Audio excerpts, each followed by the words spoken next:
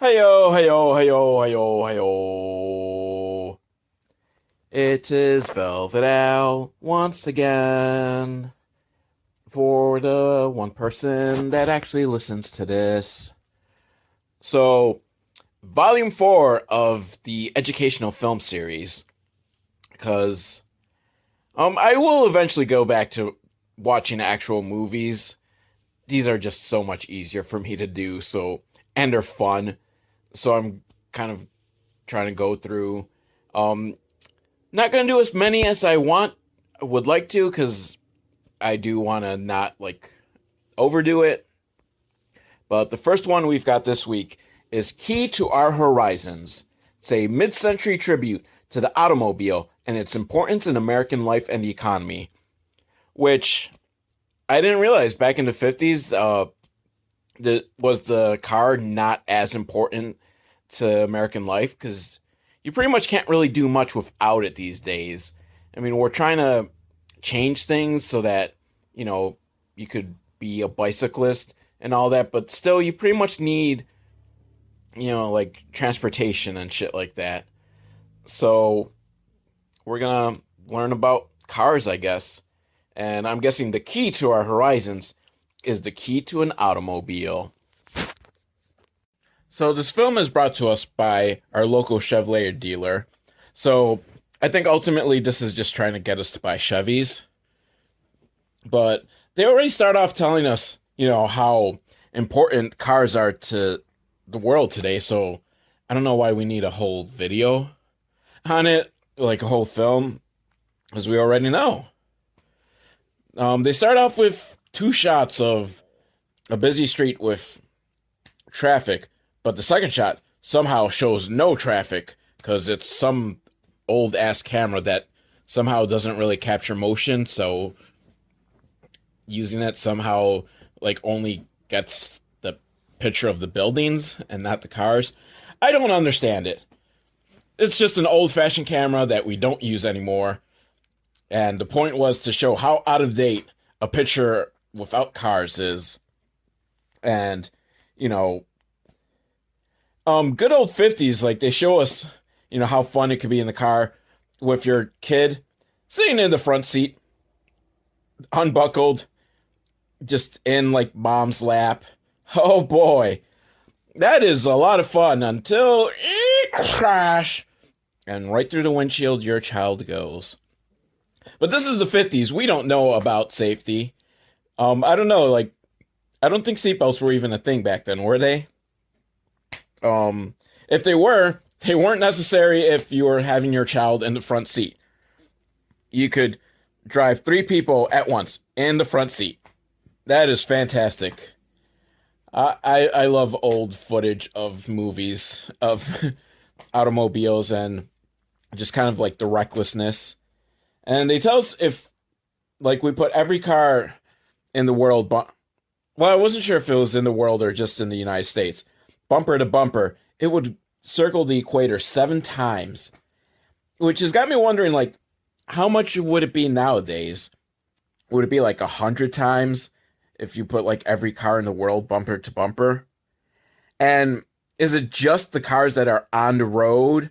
What about cars that aren't being driven because, they're collectors and Jerry Seinfeld and Jay Leno just keep them in their garage, or cars that are just in the junkyard that haven't been completely scrapped yet, cars that have just been left on the side of the highway? Do those count when you're going bumper to bumper to see how many times around the equator? These are questions that this film is not answering. And so they tell us that 1 in 7 workers, again, I don't know if it's in the world or just American workers. I'm guessing they're just focusing on American statistics. But 1 in 7 people somehow work for some way that results in the automobile business. First guy they talk to, he works in the sound lab, making sure that the car horns are at the right pitch. Which, something I never really thought of. The car horns have to be at a specific pitch. Yeah, I guess you want the uniform sense of, so that it's a car horn. But that's just kind of crazy to think about that. You gotta check to make sure it's the right pitch. Ironically, the guy who checks the pitch rides the bus to work. I mean, what, can he not afford a car? Like, shouldn't he be getting like a discount on cars or something? No, he has to take the bus. Or maybe he's just like conscious of the environment and knows public transportation is better. He's just very forward thinking. And all his friends are like, what the fuck are you doing riding the bus? Drive a car. You work for the car industry. Then we also meet a farmer who farms things that get used to make cars, and a miner that someone who mines, not someone who's underage, that mines stuff that gets used in cars. So the automobile industry is great for the economy. Somehow I don't think the 1 in 7 statistic holds up anymore these days. Most of our cars are like overseas. So I don't know. What are the statistics? And how many people does the car horn industry employ? To give you a sense of how many people 1 in 7 really is, they tell us that if everyone in California just moved out and we moved in everyone that was working in the automobile industry, the state of California just wouldn't be big enough to hold them all. Although I think it's kind of unfair that, 1 in 7 people in California already work for the automobile industry, so are you moving them out and then they have to move back in? And they tell us it's moving day for 1 in 7 Americans, but again, and what if, you got a family where you've got 2 people in the automobile industry, husband and wife. I mean, I know it's the 50s and women don't work because it's the 50s and, they're sexist and all that. But, there's women secretaries in the automobile industry, right? So, yeah, this whole thought process just falls apart for me because you're forcing people who already live there and work in the automobile industry to just do this whole runaround. Now, I'm starting to really question this 1 in 7 statistic because, okay, they're not counting just the people in the factory. They count the car salesman and the mechanics, which, okay, yeah, that's part of the automobile industry too. Okay. But they're also counting people who need a car to do their work. Like, how does that only add up to 1 in 7 then? I mean, is that the way it really was in the 50s where most people could just kind of walk or take the bus? I guess they're not counting the bus. Or is it like specifically in your job requires you to drive around? Like they talked to one guy who's a traveling trimmer. Which apparently he just kind of drives from place to place cutting down trees. Which, okay, yeah, you need your car to do that. Oddly, though, they talk to him as he's getting off the bus. So he can't even drive to his job. Like, the truck is only company property, and he's not allowed to use it after hours. So he doesn't have a car. He has to take the bus, and he can drive all day. Or maybe just because he has to drive all day, he doesn't want to have the extra driving to and from work. But the bus, it's great for people who work in the automobile industry, apparently. And don't forget the traffic cops and the people who sell traffic lights and the railroad engineer who drives all the car parts all over the country. Geez, everyone's involved with the automobile industry. Cars just rule our life. Without it, we would just all kind of fall apart, I guess. So, and then they talk about how now since we can travel using the car, the tourist industry is booming and suburban construction is going on well because people can just move out to the suburbs, aka white flight. Which, as I think about it, so far, I don't think I've seen a single black person in any of these educational films. Because apparently black people didn't exist in the 50s. Yeah, no, they really didn't because everything was separate and equal, Jim Crow laws and all that. So I guess, you know, thanks to that, black people probably had to get their own educational films. And, I mean, I wouldn't be surprised if that was the case. And if that is the case, I would actually like to see some of these like black focused educational films. That would be kind of interesting. Like just kind of side by side and see like what differences there are. That that would be interesting. Um if someone can point me to these black focused educational films. But yeah, that's about as much as they wanted to tell us about cars because they are the key to our horizons and we're opening up our horizons thanks to the fact that we can drive everywhere and thanks to Chevrolet. Get your Chevy. Up next is Lady Lifeguards because, women can be lifeguards too, Just ask Baywatch. Oh yeah. I mean, I don't think this is going to be as sexy as Baywatch. Who knows? It might be. It's from the 30s. Um, yeah, I'm not entirely sure what they're going to teach us about lady lifeguards because the description just says this little film shows female lifeguards of Manhattan Beach. So, I don't know. Maybe it's just show how glamorous it is, make you want to be a lifeguard. Ladies, be lifeguards because lives need to be guarded. This is probably more a newsreel than a educational film because you got that old timey like horse race announcer type guy like, and here we see at Coney Island we've got some women lifeguards and their job is to help the real lifeguards and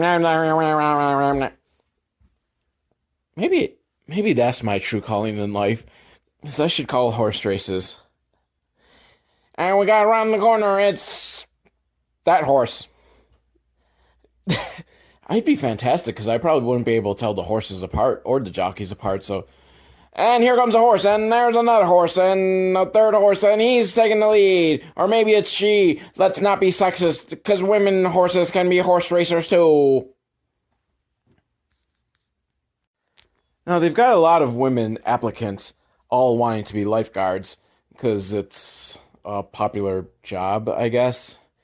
But, they got to go through, before they can even go through training, they got to do qualification stuff. Like, the head lifeguard's got to look them up and down and see if they look like they're in good shape. And then they got to do some swimming and dive down to the bottom of the ocean and bring up some sand to prove that they made it all the way down to the ocean and that they can row a boat. Because, I mean, well, I guess if they're like really far out, but not far enough that the Coast Guard can get to the person, you're going to have to take the boat and row them back to shore. Right? I don't know, because I mean, if a person's that far out that you need the rowboat to get to them, are you going to be able to get there quick enough to save them? But, I mean, I guess that's why I'm not the lifeguard. So the girls are trained and they learn how to, break holds and save people from the lifeboat. So I don't know, maybe they just kind of row around in the boat to make sure no one's like drowning. Because, they got to be close enough that they can get the boat there in time, So, yeah, I guess that makes sense. And apparently it's everyone's favorite because they can only pick 4 girls each day, but they get really super excited about getting to be in the boat. And then every day after the training, they do a roll call to make sure that no girl is missing, that none of them drowned, which would be really bad. It would look bad on all of them if they got back to shore and one girl was missing. And like, yeah, nothing to see here. Nope. You'd think that would be an unnecessary step, but yeah, you can't trust those bitches. Remember that song, I Want to Be a Lifeguard? I want to guard your life. I don't remember how it really goes, but that was a song. And I think that's the theme song here. I mean, this film was made like 50 years before that song was made, but it should be the theme song. And they tell us that, these women are a group of women that any inspector would be happy to inspect. And I say, oh yeah, them some sexy lifeguards. I want to inspect them. Oh yeah, yeah, boy. God, I get even worse every time I do that, don't I? And finally, the day has come that they get to be real lifeguards. And it's their first day in the job. And already excitement, because a young boy, young child that's just been left to swim on his own, just far off to the sea by neglected parents who are like, yeah, you go swim as far as you want. This is the 30s and we don't give a fuck about our children. And he's drowning, but they rush. The lady lifeguard just runs in there, and the ones in the rowboat, they row over there, and they work together, and they save him. And, these three beautiful women saved the young boy, who probably has now experienced his first boner, and he will enjoy that for the rest of his life. And that was pretty much the film. So I guess we've learned that women can be lifeguards, and in some cases, better lifeguards. Because, if I was getting saved and they had to do mouth-to-mouth resuscitation, I would want a sexy, sexy lady lifeguard. Up next, we have Leave It to Rollo, and it's spelled ROLL-OH. Roll-O. I'm going to show her my Roll-O face tonight. And it's about a robot that frees housewives of their chores. And it's actually a promo showing how relays and switches function in the modern automobile. So I guess this could be a good companion piece to Keys to Our Horizons. But I'm just more curious about this robot that can do household chores. Because with the robot, do you even need a housewife anymore? Yes, because you can't make sweet, sweet, beautiful love to that robot. At least not yet. Science is getting there. So it starts off already, the robot repair guy is there, which, that's the problem, with robots, is that you gotta repair them. Housewives, you don't need to repair them. I mean, occasionally take them to the doctor, give them some pills. I guess that's kind of a repair. But, so I thought they were gonna start off by, trying to sell the idea of a robot to a housewife, but I guess she already has it. And she's got the control panel, which there's a separate button for all the things you have going on. And so I just want to go through these. The first one, answer the door. Like, okay, yeah, I don't want to get off my ass to go answer the door. Might be Jehovah's Witnesses, and, sending a robot could scare them off. So good job, robot. Wash dishes. Very, very important part of house chores. Which reminds me, I need to wash my dishes. Rollo, can you come do my dishes for me? There's answer phone, which, okay, yeah. I don't know if they only answer the phone like a secretary, or if, their job is to do full-on conversation. There's clean house, which I think is a little too broad. Shouldn't that be like split up, or if not, wouldn't wash dishes fall under clean house? I don't know. Maybe it's just like dusting and vacuuming. And then there's get dinner, which I'm surprised it's not make dinner. It's just get the dinner. So the housewife still has to cook herself. She has to do the job of cooking herself, not that she's actually putting herself into the oven and cooking herself to be eaten, which would be a really shitty chore. So the robot only gets to dinner. Make the bed. Like, okay, yeah, again, good house chore. Leave it to Rollo. Get hat. Now, who, how, why? Where? Because usually don't they leave back in the 50s, they had the hat rack, and once they walk in, they leave the hat on there, and they don't need the hat until they leave the house again, which the hat rack is at the door, so they can grab it on the way out. So why is he getting, why does Rollo have to get the hat? For who? And for what purpose? Are you just decided I'm just going to wear a hat around the house because it makes me feel important? Then we got fixed furnace, which really, was this a chore for housewives? Damn, the husbands were complete dicks back in the 50s, weren't they? Like, yeah, honey, you got to fix the furnace. Can I call a furnace repair guy? No, you fix the furnace. Good thing I have Rollo. And then finally we've got Scram, which I really hope we get to see what Scram is. Like, does Rollo himself scram, or does he yell scram at like those damn children? Like, get off my lawn, I am Rollo. Please, lady, let's see the scram button. So robot repair guy explains, what was wrong using like all sorts of like ridiculous technical jargon, which I could not follow. And then he acted all stupid. He acted all mad because the housewife couldn't follow. So he's like, he doesn't come out and say it, but he's thinking, you stupid bitch. And you know what? Fuck you, robot repair guy.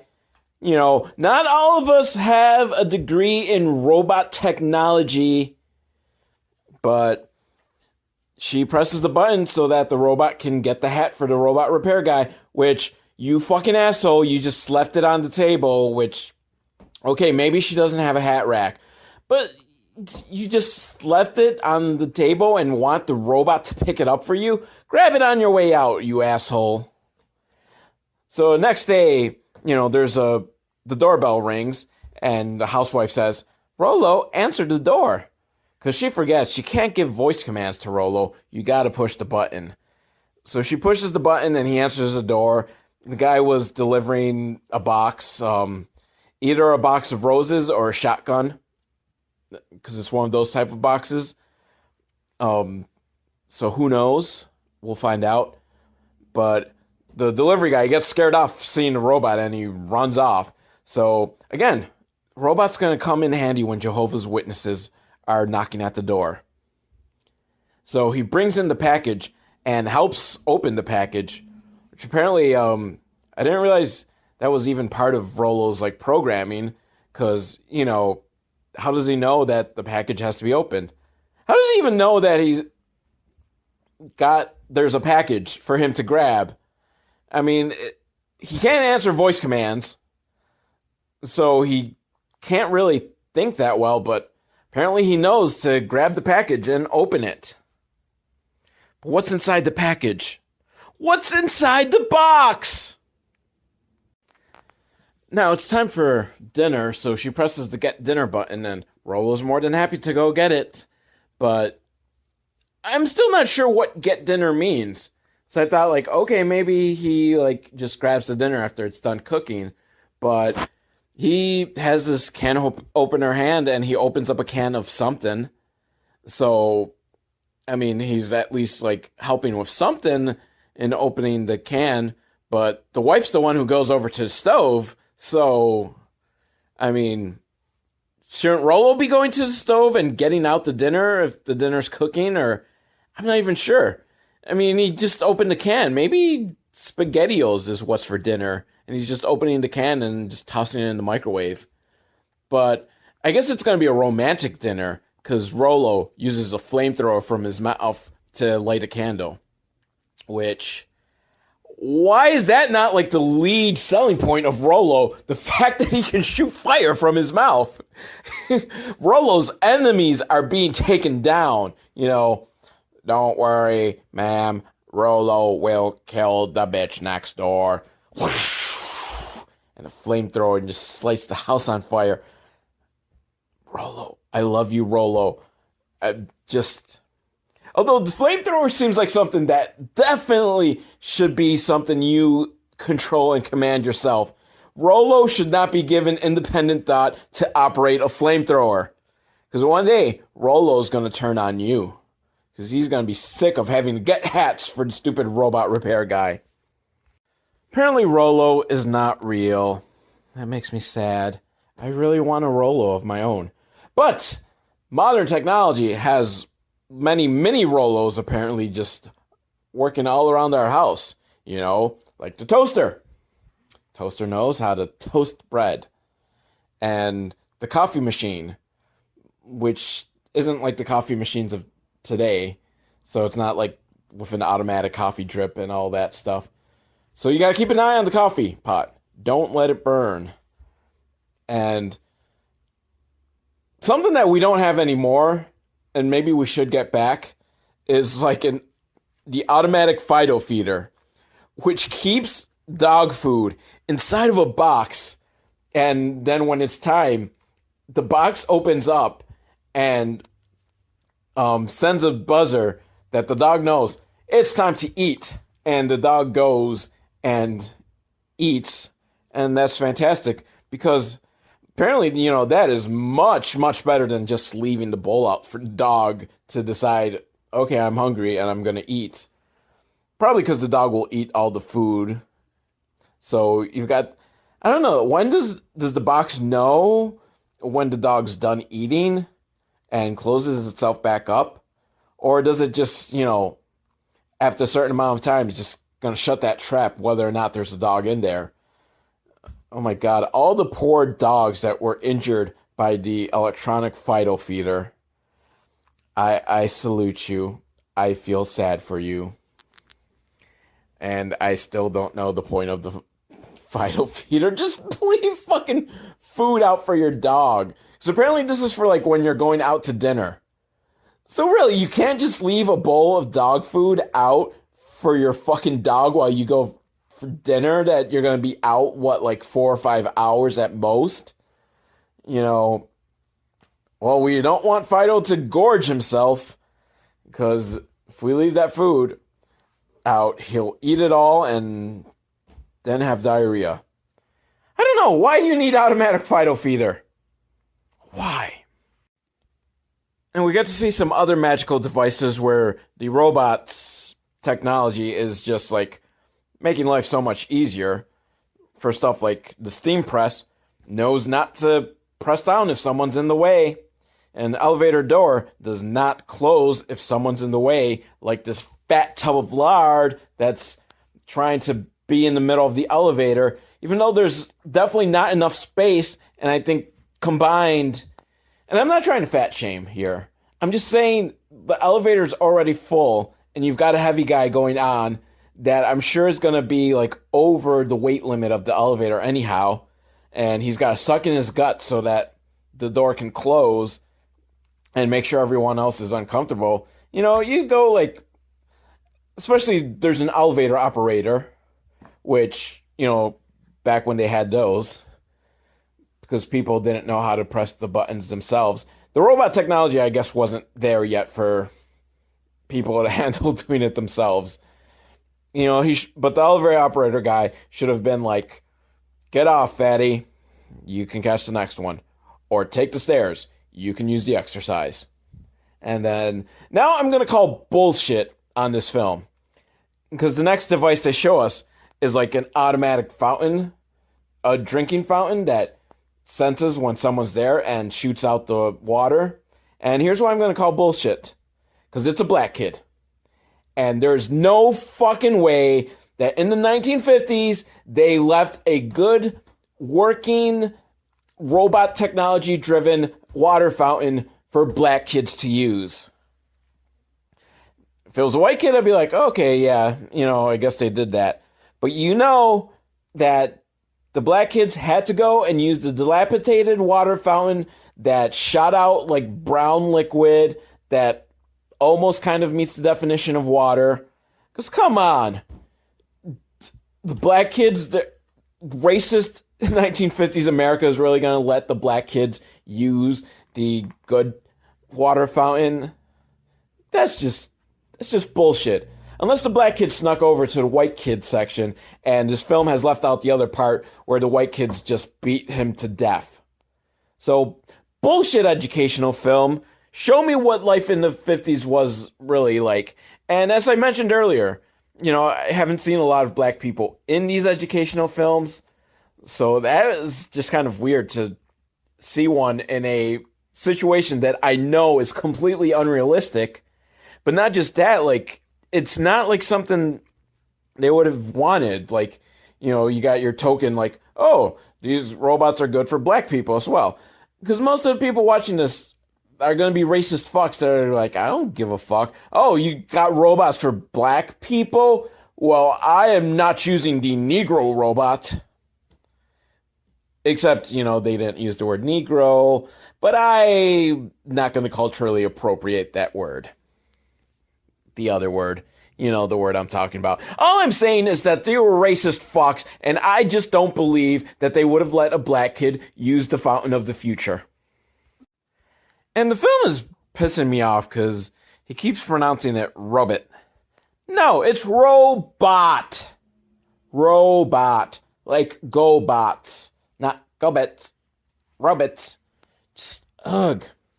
And then finally we see how the robots work inside the car, which it's like the little fucking tiny ghost robots are operating everything. And now I'm scared to drive my car, knowing that there's ghost robots. I ain't afraid of no ghosts, but I am afraid of ghost robots. So, yeah, that was that one, and we learned that robots do everything for us, and apparently robots like black kids, which is good.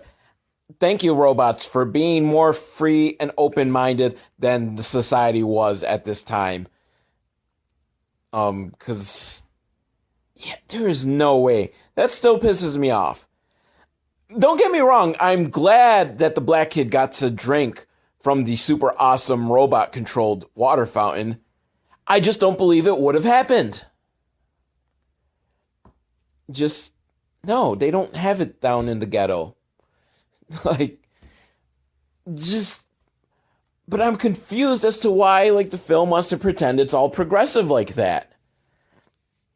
It's to get you to trust robots and be like, you know what? Robots are A-okay. And then the robots kill you with Frollo's fucking flamethrower mouth. Oh no, watch out, black kid. Don't drink from that robot-controlled water fountain. Now I get it. It's there because then while the kid's drinking from the water fountain, flamethrower. Kills the black people. Fucking racist, Rollo. I knew it. I knew not to trust you. Up next on the Mocking Block is Magic in the Air, which will tell us how TV works and the promise of its youth. This one's listed from 1941, which will be interesting to see the promise that they think TV is going to hold for the future.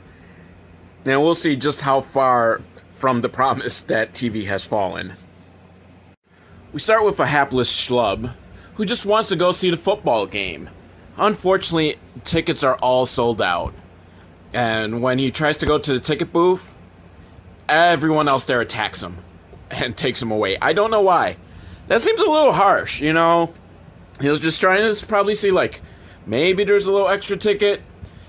And he could have, just walked away in shame. But you have to, beat him up. But luckily for this fella, at home, he has a TV. And it's the old kind that's inside a cabinet with cabinet doors that you have to open up. Which, kind of, maybe we should bring back. Help protect the TV screen. Just keep the cabinet doors closed. Might look a lot better. But, he's got his beautiful, I don't know, I'm guessing a 12-inch TV because he's rich and very well-to-do. And, they show us how the TV cameras are at the football game, and holy fuck, they are, huge.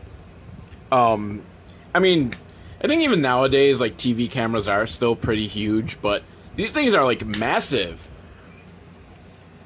Then we get to see a TV studio where they're filming something, some sort of show, and there's a lady in a bathing suit, and she's on a diving board. Like, she's about to dive, but no, she's just, kind of chilling there. But let me tell you, that bathing suit, hubba hubba, you can see her legs. And her legs go for days. Va-va-voom! Those are some lovely gams, you dame. There's a saying that we should bring back. I don't know if it really was even a saying, but we should start calling women dames again and just start, complimenting their gams. So, but then there needs to be a costume change because she's a diva. So, but apparently they do have like pre-recorded footage that when they have to do the costume changes, they just run that to the TV so that you don't see what's going on. And then she changes into a dress, and then for some reason, again, she just goes onto the diving board and just kind of bounces. Because, hubba hubba, those parts bounce in the right places. Or the right parts bounce, or I don't know. I'm really bad at being like the skeezy old guy. I mean, I'm good at being the skeezy old guy, because I am a skeezy old guy, but at the same time, I don't know the proper way to be the skeezy old guy.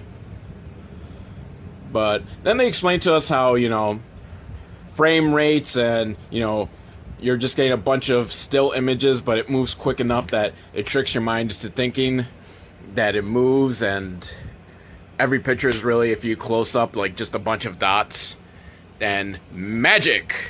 It comes through into your TV. Then we get some technical knowledge dropped on us, because it isn't just all witchcraft and sorcery. No, there's science involved, and electrons get scanned at like cajillion miles per hour, and the image gets sent out through these electrons, and the TV receives the electrons and reads them out, and everything moves so fast that you don't even notice. It just looks like pictures moving, and your mind goes, what? And man, and you should think about this next time you watch TV. Just think about just the complications and how complicated it is to get the image from the camera to your TV. And this magical scientific breakthrough know-hows is being used on crap like Keeping Up with the Kardashians. So you should feel bad about watching crappy TV now that you know just how complicated and difficult it is to get those images to you. So just watch good TV, like Sanford and Son reruns. To show us how far television has come along, they show us one of the first images that ever got broadcast on TV, which is a very blurry picture of Felix the cat. Which, I don't know, I guess Felix the cat was what they really wanted to test out. Like, people want to see, like, hey, Felix the cat, on my TV screen. And then they show nowadays a clear picture of that woman in her swimsuit. Va-va-voom. I think I'm going to replace the "aw yeah" with va-va-voom. I think it's more fun to say. And they tell us like that it's a miracle, but there are some amazing things that television can't do yet.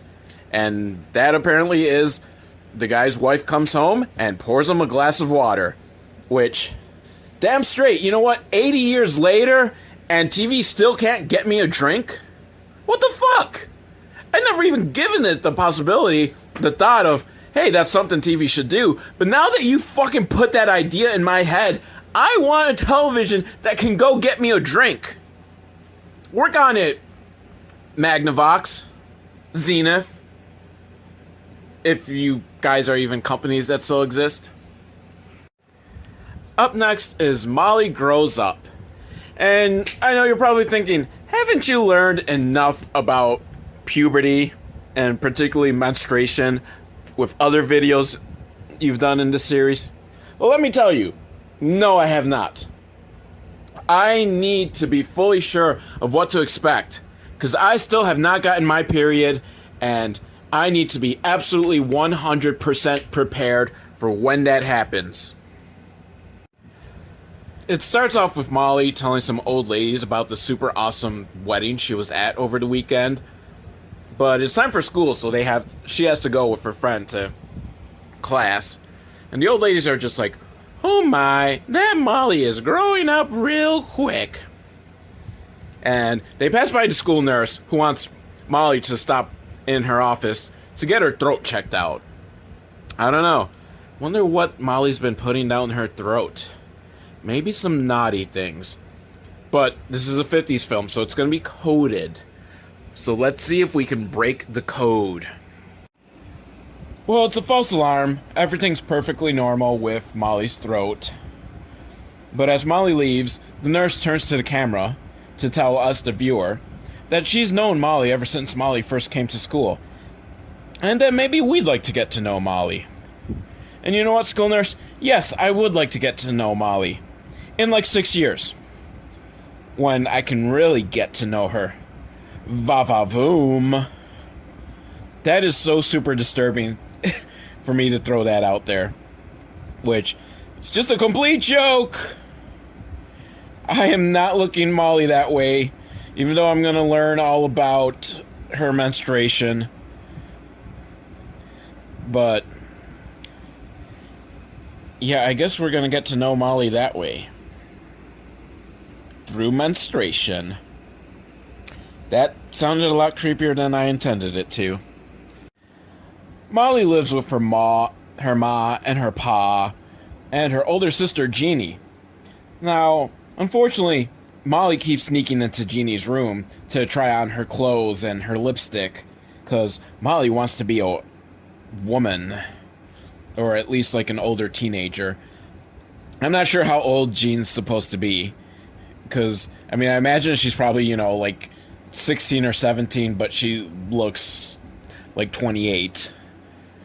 And in fact, Molly looks like she's probably like 30 herself.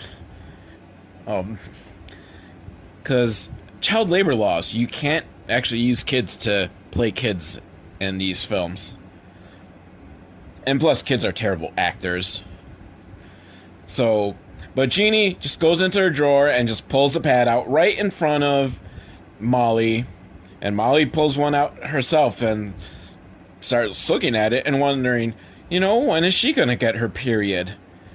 And Jeannie says, well, don't worry, people just start at all different ages. Is this something like sisters actually do? Just pull out pads right in front of each other? Like, hey, I got my period. Gonna go put on the pad. Give me a minute. Then an unspecified amount of days later, Molly comes home and she's had her first period. Woo! Yay, Molly's period. Molly's menstruation. Molly's menstruation. Molly's mom is very happy for her. So, but yeah, her mom is like super stoked. And luckily, like, her mom had explained periods to her beforehand, so it isn't like a situation of like Carrie where it's like, blood happened. Oh no! What is going on? What is this blood? I never watched the film All Women Have Their Periods, so I don't know what's going on. No, Molly knew exactly what's going on, and it wasn't like an embarrassing overflow or anything that we know of, so it's not like one of those films where, the girl just happens to be wearing all white that day and just starts bleeding and it's all over her clothes. But I imagine she didn't have like a pad or anything ready, so I don't know how menstruation really works as far as like all the flow. Even though I've already watched like 20 educational films about menstruation, it still remains a mystery to me. And unfortunately, Molly forgot everything that Mom taught her, but I'm guessing that Mom's gonna teach her again.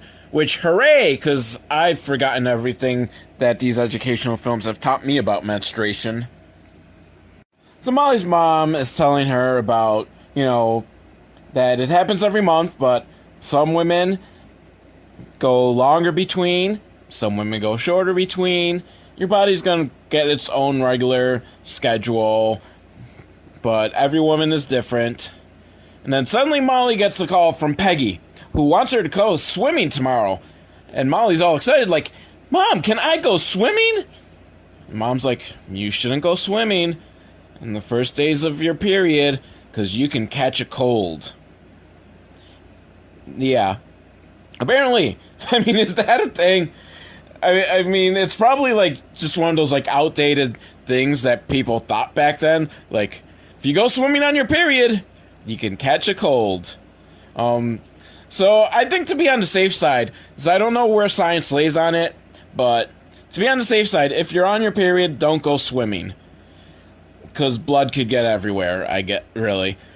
I don't know. Again, these films don't really teach you the important things. Like, they teach you you can catch a cold on your period, but not about how blood flows in the water.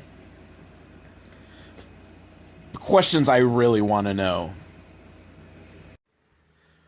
And Molly calls having her period the curse, which Mom is confused by, because she's very super progressive, and she thinks, well, periods aren't really a curse. Why do women still call it the curse? It's not a curse, it's just nature. Which, good for you, Mom. Teach her that there's nothing wrong with periods. Do not be ashamed. It's not a curse. Embrace the menstruation. And then Dad walks in, smoking his pipe, as dads in the 50s did. And he wonders, hey, gals, what are you talking about? And they're like, menstruation. Molly's on her period. And Dad's like, what? Already? That can't be. And Molly's like, I'm not a child anymore.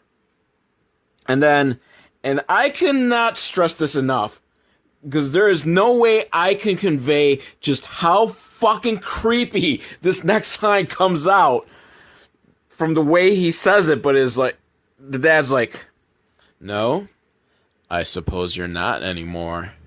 And it's like the fucking creepiest thing, like, Dad sees that Molly's not a little girl anymore, so that means he can take Molly to Pound Town, and you're a fucking sicko, Dad.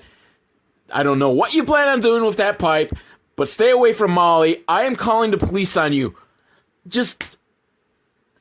just came off creepy. I just feel so skeevy. I need to take a bath because of this fucking creepy dad and realizing that Molly's not a child. I mean, it would have been one thing if he just kind of shrugged it up like, yeah, you aren't a child anymore. But he seemed a little too happy about the fact that she's not a child. Like, yeah, I guess you're not a child anymore.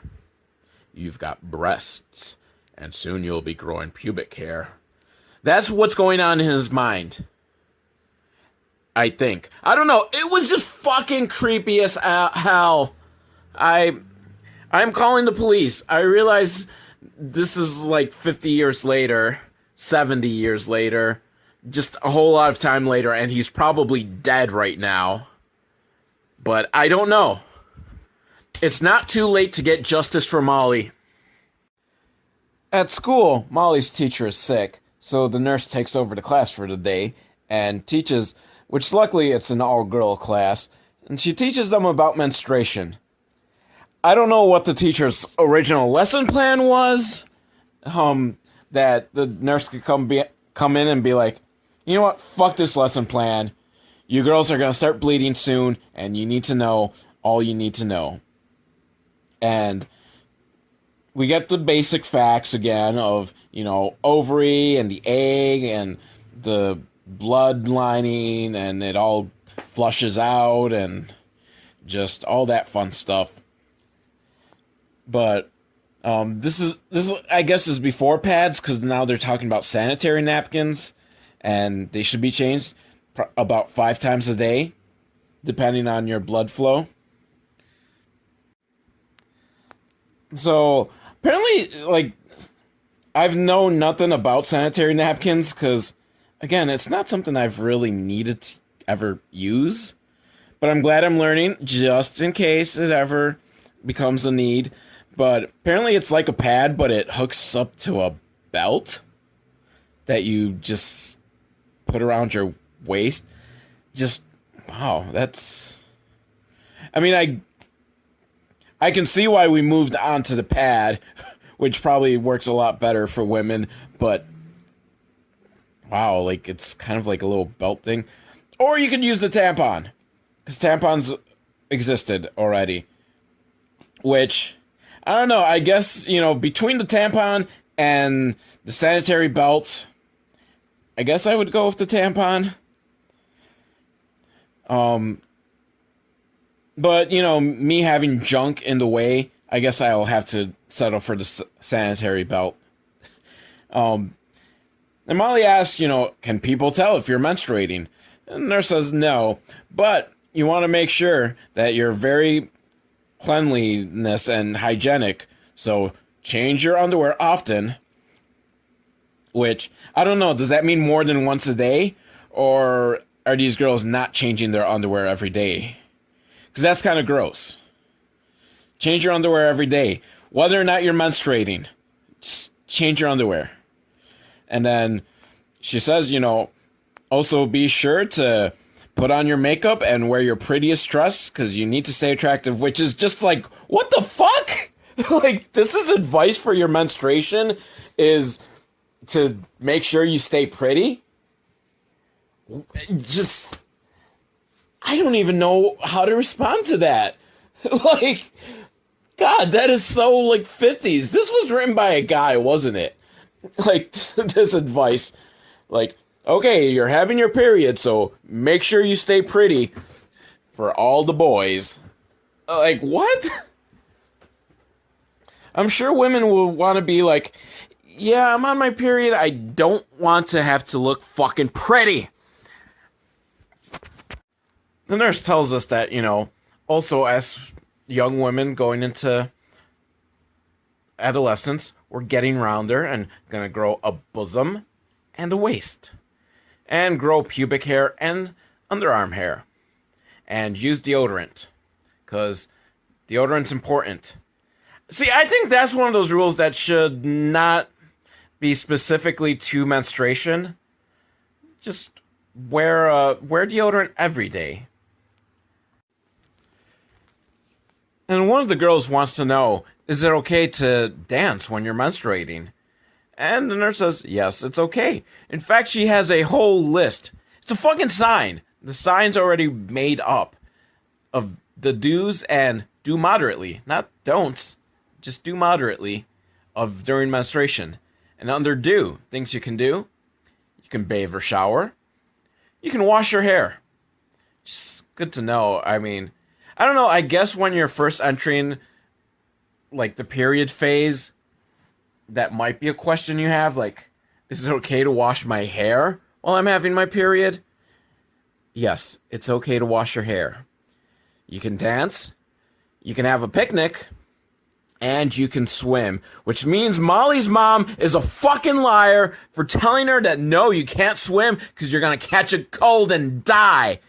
Fuck you, Mom.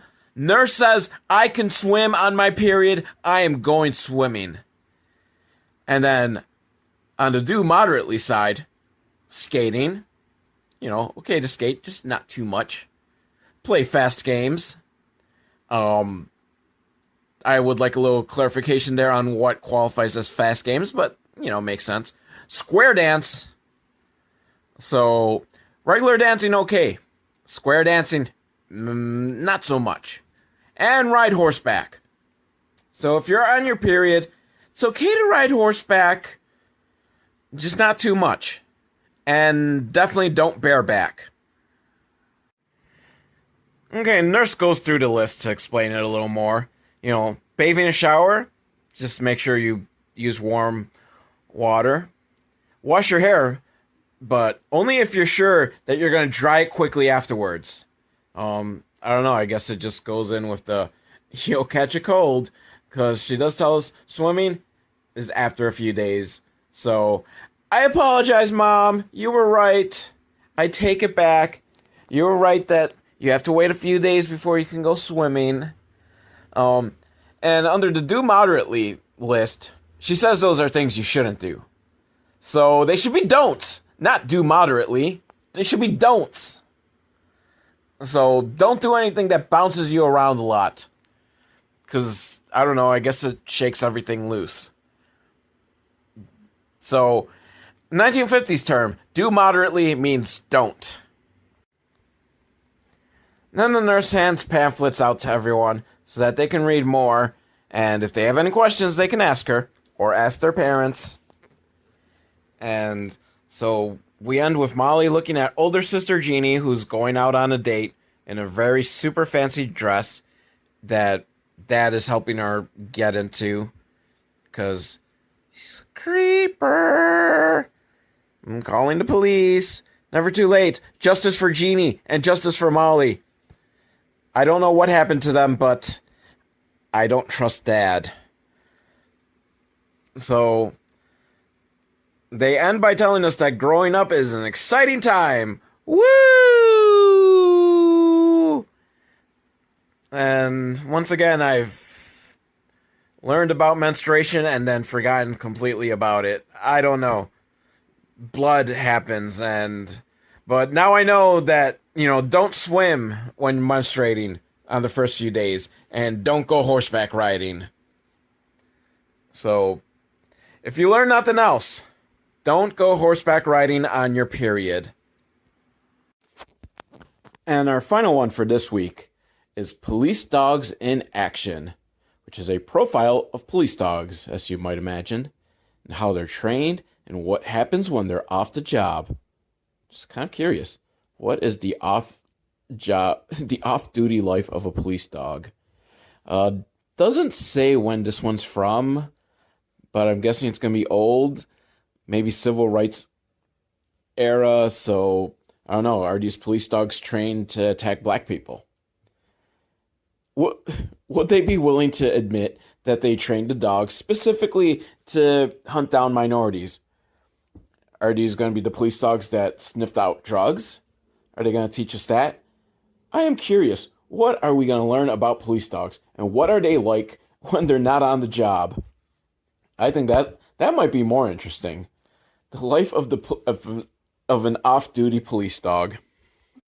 So we've got this police dog's first case. At least the first case on this film. I'm sure the police dog has already done several cases. And at first I thought this was going to be like a real, showing. It's just a dramatic reenactment, which they don't tell us it's a dramatic reenactment, but here's the thing. They're on the search for a lost child. A child that we see on camera. Child's lost, yet the cameras have caught him. The child even looks into the camera and smiles, breaking the fourth wall. God, they didn't teach this kid anything. And this is taking place in California. If it was like Kansas or something, okay, I could forgive that, kid looked into the camera. They don't know better, but it's California. I'm sure this kid already has his SAG card. He is just part of the Actors Guild. He should already know not to look in the camera and smile and break the fourth wall. So, but they're looking for the kid, the police officer and the dog. They find the kid's dolly, so I guess it's a girl. But I'm not gonna, assume, because boys can play with dollies too, and that's perfectly A-okay fine with me. So they find the dolly and they're like, okay, so where's the kid? The dog sniffs the dolly, and they're all thinking okay, where's the kid? Me, I would call the camera crew. Be like, yo, camera crew, you fucking caught this kid on film. Where is he? Or she? Where is the child? Tell us, where is your location right now? But no, they're going to make the dog do all the work. Even though the cameraman knows the answer. Although, I guess to be fair, they don't have cell phones, so it's not they could call. But, the police officers have walkie-talkies, right? But does the camera crew? So the dog manages to find the child, and the child's reunited, and everyone's happy because the dog is a hero. And the dog does the work in half the time, so it saves the county enough money to pay for feeding and training the dog and feeding him some more, because dogs sure love to eat a lot. And so at nighttime, the officer and the dog are passing by a building that they think someone's broken into. And so they go in to check. And of course, because the dog can sniff it out in the dark, he's sent in to check it around. And apparently the officer gives the commands to the dog in German, which just seems odd. I mean, yeah, I get it, he's a German Shepherd, but that doesn't mean he actually speaks German, right? I mean, dogs don't really speak any language. They just kind of have that Pavlovian response of they hear a certain word, they realize they must do a certain action. So you could teach them in German, Spanish, Italian. German Shepherd can be taught in any language because he's not understanding what the language is. So why not train the dog to respond to English? So is it just this one officer can have the dog because he knows German? Do they train all the officers to know German in order to be able to give commands to the dog? It just seems so weird that the commands have to be in German. So we got to see part of the training regimen for the police dogs. German Shepherds because they're super brilliant and stuff, and secret Nazis. Yeah, I'm going there. A cab. Or ad cab. All dog cops are bastards. Or whatever. I just don't trust cops from the 50s, human or dogs. So, but we get the training. German Shepherds are chosen because they're super intelligent, and they get to attack the guy in the big giant rubber suit, which is always fun. I like seeing that. You know what? I want that job. I want to wear that suit and just be attacked by dogs. It just looks like a lot of fun. And then the dogs are taken over to school where they get to just show off and, be there to entertain the kids and do stupid dog tricks. And luckily they went to an all-white school because, if there was black kids, the cop might just take his training the wrong way and go, oh, black, I've been trained to attack black people. Where's the water hose? Or maybe this was before then. Maybe they quite hadn't trained the dogs. Or maybe it's the type of thing, because since they keep saying that the dog only attacks on the master's command, maybe the dog, his Pavlovian response, that there has to be a hose for him to realize I should attack black people. If the black person is getting hosed down, then yes, attack. So luckily, they're not near a black neighborhood during the hot, sweltering summer when they turn on the fire hydrant and they're all jumping in the water to get soaked. Then the dog would be like, black people getting soaked, I must attack them. This film hasn't taught us if this is part of the dog's training. The subtleties of which black people to attack. Yeah, I'm gonna keep on this fucking thing. Yeah, let's not pretend that racism within the police force didn't exist back in the 50s and earlier. Seriously. It's fucking, going on today. So you expect me to think, they weren't training police dogs to attack black people? Yeah, I'm going with it. It's true. Then we get to see the police dog at home with his corresponding officer. They live together so that they can, build that bond. Other officers don't live with their partners, but a dog is different, because where else would you really keep the dog during his off-duty hours? So he's got to live with his master. And they're trying to play Parcheesi with the officer's trying to play Parcheesi with his family, but oh, silly dog, he keeps trying to eat the pieces. Oh, man. But then the narrator tells us that, the dog's been on the force for 4 years. And in 4 more years, he's going to retire and just become a house pet. So does he remain that officer's pet? At which case, does that officer then, move off the canine unit, or does the officer have to take on a new dog partner and then take that dog home to get acclimated with him, to then the old dog gets pissed off and eats his face off, either the dog or the police officer. You know, that's a danger. This video did not teach us like about the danger of police dogs chewing your face off. Maybe because they just focus completely on white people. There's less chance of a white person getting their face chewed off by a police dog than there is a black person getting their face chewed off by a police dog. And the odds were even like wilder back in the 50s. So, yeah. That's it for this week. I hope you learned something. I did not. In fact, I think I've probably forgotten things. Like, my IQ level has probably, like, dropped. Which is apropos, because I think my IQ level drops after every episode of my podcast, watching these stupid fucking films. So, but next week, I'll do some more.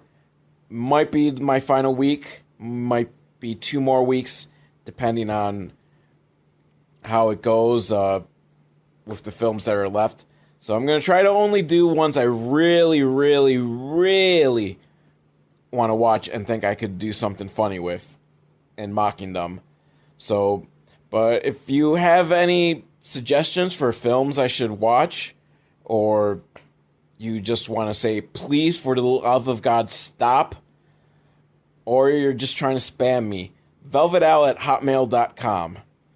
Or leave a comment if you're on YouTube, or, you know, if you know Morse code, just type it out to me.